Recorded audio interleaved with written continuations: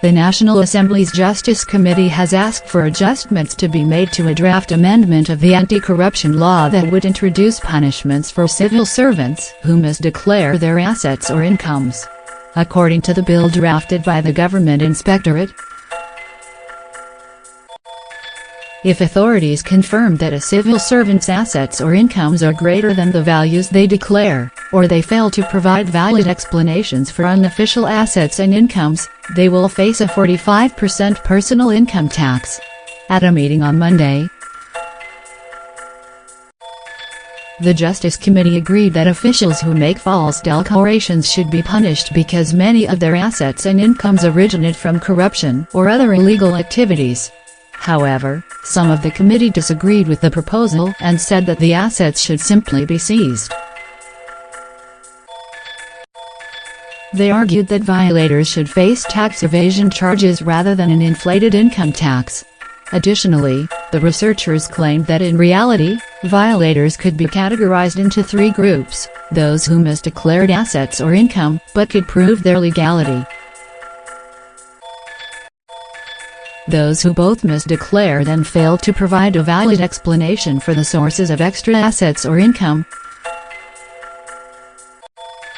and those who properly declared their assets and income but could not prove they were obtained legally. These cases are different in nature and constitute different degrees of violations, so need to be dealt with individually, said Nguyen Man Quang, Deputy Chief of the Justice Committee. According to Quang, if a violator could prove their misdeclared assets and income were obtained legally, then their punishment must be lighter than for those who could not. In addition to the much-debated measures, the bill would see the Government Inspectorate directly monitor the assets and incomes of many officials in leading and managerial positions. In the draft, the Government Inspectorate also suggested making it mandatory for civil servants to make payments through bank transfer if possible to better control their income. The National Assembly is scheduled to hold a final discussion on the bill before voting at a session in May. Vietnam's sweeping corruption crackdown spearheaded by General Secretary of the Communist Party Nguyen Phu Trong has ensnared scores of high-profile officials. The party has pledged to step up its fight against corruption even further this year to filter out corrupt officials as well as to tackle violations committed at a local level.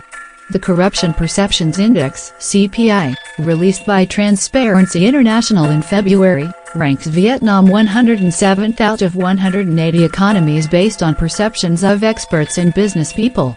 Vietnam scored 35 on a scale based on for deep-rooted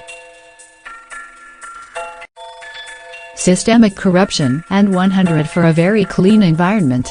Last year, it was ranked 113th out of 176 countries and territories with a score of 33, an improvement from 31 in 2012. The video is sponsored by Ciantronic.com.